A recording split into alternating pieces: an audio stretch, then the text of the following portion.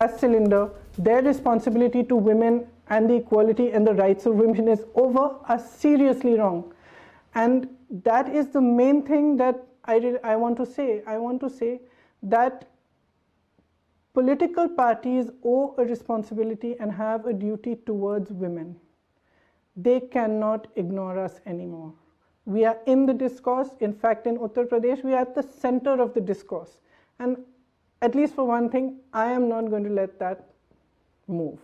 I am not going to let women be ignored anymore. So, I would really like it to go across all states. आपकी दादी स्वर्गीय इंदिरा गांधी जी को iron lady बोला जाता था। वो हमारी इंस्पिरेशन है। प्लीज़ उनसे जुड़ा कोई किस्सा या बात बताएं जो आपको इंस्पायर करता हो। मेरी दादी का पूरा जीवन एक इंस्पिरेशन था। 12 साल की उम्र तक हम एक ही घर में रहते थे और जब उनकी हत्या हुई तो भी हमारे घर के अंदर ही हुई। मेरे ख्याल से उनमें जो सबसे बड़ा जो उनका गुण था एक्चुअली वो एकदम निडर थी। एक बार एक पब्लिक मीटिंग में गई उड़ीसा में, लोग नाराज़ थे उनसे, तो पथराव शुरू हुआ। स्टेज पे बैठी थी, खूब पत्थर फेंके लोगों ने, उनको गुस्सा चढ़ा। खड़ी होकर वो भाषण देने लगी और कहने लगी कि ये जो हुलिगनिज्म है आपका, ये एक्सेप्टेबल नहीं है। जो भी बात कहनी है आप सीधा कहो, इस तरह से पथराव करने की ज़रूरत नहीं है। उसी समय एक बहुत बड़ा पत्थर आया उनकी तरफ और यहाँ पे नाक पे लगा तो पीछे को गिरी। इंस्पायरिंग चीज़ ये है कि रुकी नहीं। चोट लगी, उनका नाक एक्चुअली उनकी हड्डियाँ टूट गई थी, खून बह रहा था, फिर भी वो खड़ी रहीं, फिर से खड़ी हुई और भाषण देना ख़त्म किया उन्होंने। और जब सिक्योरिटी वालों ने उनको ज़बरदस्ती कहा कि नहीं अभी वी हैव टू मूव यहाँ से, तभी वो वहाँ से हटी, तब तक वो खड़ी रहीं। और वो एक मिसाल थी, एक प्रतीक थी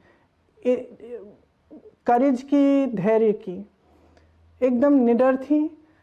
उनको मालूम था कि कुछ ऐसे निर्णय लेने पड़ेंगे अपने पूरे पॉलिटिकल करियर में जिसकी वजह से लोग उनके प्रति हिंसक भी हो सकते हैं, फिर भी जो सही निर्णय था उन्होंने हमेशा लिया। एक दादी होने के तौर पे एक बहुत ही, जितनी आयरन लेडी थी उतनी जेंटल थी, उतना हम उनके साथ हंसते थे, खेलते थे, हम मजाक करती थी। कभी कभी दरवाजे के पीछे छुप के हमको ऐसे हाउ करके डराती थी, मतलब डराती हंसने के लिए। तो मतलब उनमें ये दोनों गुण थे, ममता, करुणा बहुत ज़्यादा, और एट द सेम टाइम धैर्य, निडरता, वीरता। तो मेरे लिए भी बहुत ही इंस्पिरेशन रही वो। What do exactly we mean by women empowerment, empowerment of women, and in what way can we achieve this objective? इसके दो एस्पेक्ट्स हैं। एक बहुत पर्सनल एस्पेक्ट है जो हर महिला को फील करना है, दूसरा पॉलिटिकल एस्पेक्ट है, सोशल एस्पेक्ट है। तो पॉलिटिकल एस्पेक्ट के लिए मैं बार बार ये कहती हूँ कि अगर आपको महिलाओं को सशक्त बनाना है तो ये गैस सिलेंडर वाली जो प्रथा है, या ठीक है एक मानसिक 2000 रुपये भेज दिए, डायरेक्ट ट्रांसफ़र कर दिए, इससे काम नहीं चलेगा। महिला को सशक्त करने के लिए please treat her as equal. मतलब उनके लिए रोज़गार क्या बनाने वाले हैं आप, अपॉर्चुनिटीज़ क्या देने वाले हैं, ये हमारी शिक्षा कैसे कराएंगे, उनकी सेहत के लिए हमारी क्या योजनाएं हैं, किस तरह से सोशली हम कैसे महिलाओं को सशक्त कर सकते हैं, उनकी सुरक्षा के लिए हम क्या कर सकते हैं। ये जो पॉलिटिकल एस्पेक्ट है, इसके लिए आपने देखा होगा, मैंने रखा है यहाँ कि कुछ आपको सुनाने के लिए भी हमने एक शक्ति विधान बनाया है। ये हमारा विमेंस मैनिफेस्टो है। इसमें हमने बहुत क्लियरली हर एस्पेक्ट के बारे में लिखा है कि हम किस तरह से महिलाओं को सशक्त करना चाहते हैं। मतलब एक चीज़ देकर थोड़ी देर के लिए उनकी मदद नहीं, मगर उनको मजबूत बनने के लिए, अपने पैरों पे खड़े होने के लिए, आगे बढ़ने के लिए, अपनी लाइफ को, अपने भविष्य को बनाने के लिए हम किस तरह से मदद कर सकते हैं और क्या करेंगे। तो मैं आप सबसे कहना चाहती हूँ जो भी इस फेसबुक लाइव में है, प्लीज़ हमारा मैनिफेस्टो पढ़िए।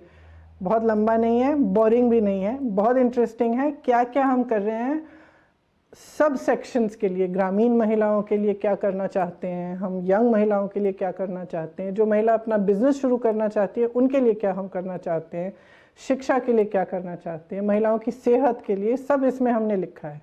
दूसरा जो एक बहुत पर्सनल है वो है कि अपना एम्पावरमेंट कैसे होगा। अपना एम्पावरमेंट तब होगा जब हम समझेंगे कि हमारे अंदर क्या शक्ति है। हमें अक्सर कहा जाता है कि सहन शक्ति बहुत है, आप सह लो, या महिलाओं का जीवन संघर्ष ही होता है, इसकी आदत बना लीजिए। सही बात है, हम में सहन शक्ति है, हमारे जीवन में बहुत संघर्ष है, लेकिन हमें समझना है कि हर चीज़ का सामना करने की शक्ति हमारे अंदर है। मैं तकरीबन जहाँ जहाँ महिलाओं पे अत्याचार हुआ है यूपी में पिछले 1.5 साल में, ख़ास तौर से जो बहुत ही भयानक केसेस थे, मैं उनके घर गई। और जब आपने पूछा कि ये लड़की हूँ लाइन, इसके बारे में क्या ब्रेनस्टॉर्मिंग की, एक्चुअली इस लाइन के पीछे जो इंस्पिरेशन है वो जब मैं उन्नाव में जो हुआ हादसा, जिस लड़की को जला के मार डाला था उसका बलात्कार करने के बाद, जब मैं उसके घर गई। परवाह देश की, सोमवार से शुक्रवार रात 10 बजे TV9 भारतवर्ष पर।